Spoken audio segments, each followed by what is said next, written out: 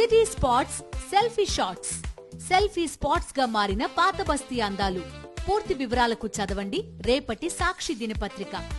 ప్రభుత్వం నుంచి వరద సాయం అందలేదంటూ పలువురు బాధితులు ఖమ్మం మున్సిపల్ కార్యాలయానికి క్యూ కడుతున్నారు. ఇప్పటికే సర్వే ద్వారా 9,880 మంది లబ్ధిదారులను సర్కారు ఎంపిక చేయగా వారిలో 8,900 మందికి పైగా పరిహారం అందజేశారు. పరిహారం అందని వారు మళ్లీ తమ అప్లికేషన్స్ ని అధికారులకు సమర్పించేందుకు కార్యాలయం చుట్టూ తిరుగుతున్నారు. ప్రభుత్వ సాయం కోసం వరద బాధితులు పడుతున్న ఇబ్బందులపై మరింత సమాచారం మా ప్రతినిధి మహేందర్ అందిస్తారు. కార్పొరేషన్ కార్యాలయానికి పెద్ద ఎత్తున వరద బాధితులు చేరుకుంటున్నారు. వరద సహాయం సంబంధించి అందకపోవడంతో కూడా వాళ్ళంతా కార్పొరేషన్ కార్యాలయానికి వచ్చి పడిగాపులు గాయాల్సిన పరిస్థితి సంబంధించి ఏర్పడుతుంది. చాలామంది బాధితులకు సంబంధించి అందుబాటులో ఉన్నారు. అమ్మ, ఎందుకు వచ్చారు మీరు కార్యాలయం? ఏమైంది? మాకు అకౌంట్లో డబ్బులు పడలేదు సార్, అందుకే వచ్చినాము. ఆ రోజు రాసుకొని పోయారు, అకౌంట్లో పడలేదు చూసుకుంటే, అందుకే మళ్ళీ ఇక్కడ కనుక్కుందామని వచ్చినాం సార్. ఎంతమంది ఉన్నారమ్మా మీరు? చాలా మంది వచ్చారు ఇక్కడ? చాలా మంది వచ్చాము సార్, చాలా మంది వచ్చాము.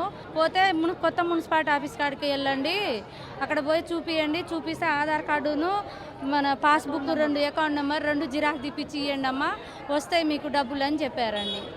ఎంతమంది ఉన్నారు ఇట్లా? చాలా మంది వచ్చారు ఇక్కడికి. అంటే ఒక 10-20 మంది దాకా వచ్చామండి. అందరి లోపల 3 రోడ్లల్లో 150 మంది ఉంటాం. మా 3 రోడ్లల్లో పద్మావతి నగర్ మాది. 3 రోడ్లలో 150 మందిలో మాకు ఒక 20 మంది 30 మంది దాకా పడలే. నిన్న కొంతమంది వచ్చిపోయారు, ఇలా 20 మంది వచ్చినాయి. బాధితులు కూడా ఆవేదన. ఏందమ్మా, ఎందుకు వచ్చారు కార్పొరేషన్? ఫోటోలు దిగారు, దింపారు. రేకులు లేచిపోయినాయి, గోడలు మునిగి ఇక్కడ పడిపోయినాయి. అన్ని చూసుకొనే ఫోటోలు దింపారు. ఫోటోలు దింపి ఏం చేశారు? అప్లికేషన్ రాసుకున్నారు. డబ్బులు ఇస్తామమ్మా అన్నారు. ఆ డబ్బులు ఇవ్వలేదు, ఈ అప్లికేషన్ పోయింది అన్నారు. మరి ఇంత మట్టికి డబ్బులు చేతికి రాలేదయ్యా, మాకు ఏ చెందట్లేదు. పావుల బేడ కూడా రావట్లే, సరుకులు ఎందుకు ఇస్తున్నారు అవి రావట్లే. మా ఇల్లు కొద్దిగా లోపలికి ఉంది, పట్టించుకున్న నాదుడు లేడు, పైసలు ఇచ్చిన నాదుడు లేడు. మీకు వరద సాయం అందలేదా? ఇయ్యలేదనే కదా అయ్యా మళ్ళీ అప్లికేషన్ పెట్టుకోని అంటున్నారు. ఏం చేసాను? అయితే మాకు ఏరొచ్చి మొత్తం సామాన్లు తడిసిపోయినాయి, టీవీ ఫ్రిడ్జ్ అవన్నీ పాడైపోయినాయి. మాది రెంటిల్లు, మాది ఓన్ ఇల్లు కూడా కాదు. ఫస్ట్ మేము అప్లికేషన్ పెట్టుకుంటే అంత చూశారు చేశారు, కానీ మా అందరికి పడ్డాయి మా బజార్ డబ్బులు. మా ఇంటి వరకు అయితే పడలేదు. అందువల్ల మేము పోయి నెట్లో చూపించుకుంటే మీ అసలు నెంబర్ అడ్రస్సే లేదమ్మా అంటే మళ్ళీ వచ్చి కొత్తగా అప్లికేషన్ పెట్టాం మేము. సార్ మాకు ఇవ్వలేదు సార్. వచ్చారు, చూశారు, ఆధార్ కార్డు అన్నీ తీసుకున్నారు, రాసుకున్నారు, అందరికి పడ్డాయి. మాకు ఒక 7-8 మందికి మాకు పడలేదు సార్. ఇక మళ్ళీ వచ్చి మళ్ళీ పెడతాను. వాళ్ళు చూశారు, బియ్యంతో సహా మొత్తం తడిసినాయి సార్, అన్నీ తడిసినాయి. మరి పేదలకి ఇవ్వకపోతే ఎవరికి ఇస్తారు సార్? వచ్చారు, ఫోటోలు దింపుకున్నారు, అన్నీ చేశారు, మరి ఎవరికి ఇవ్వట్లేదు కదా సార్. ఇప్పుడు ఏమైంది? ఎందుకు మిస్టేక్ అంటే మరి అదే సార్ మాకు అర్థం కావట్లేదు. కొంతమందికి ఇచ్చారు, కొంతమందికి ఇవ్వలేదు, అదే అర్థం కాదు. 48వ డివిజన్ మాది. రామాలయం రోడ్లో వరద రావడం జరిగింది.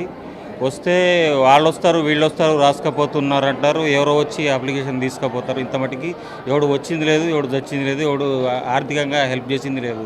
ఎవరన్నా అడిగితే రాలేదా డబ్బులు? పరిహారం పొలిటికల్గా సీఎం గారు పంపించిన కిట్ వచ్చింది. వచ్చిన తర్వాత ఎవరో వస్తారు, రాసుకొని పోతారు అన్నారు. ఇంత మటుకి ఎవడు దిక్కు దివానం లేడు, పట్టించుకునేటోడు అసలే లేడు. అడిగితే వీడొస్తే వాడొస్తాడు, వాడొస్తే వీడొస్తాడు అంటున్నారు తప్ప ఎవడు వచ్చిన దాఖలాలు లేవు. అందుకే మేమే డైరెక్ట్గా వచ్చి అప్లై చేసుకోవడం జరుగుతుంది.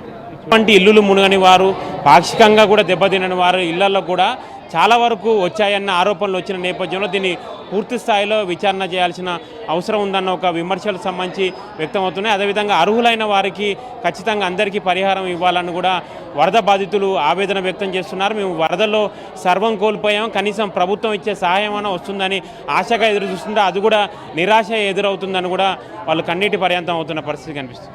కెమెరా పర్సన్ సతీష్తో మహేంద్ర, సాక్షి టీవీ, ఖమ్మం.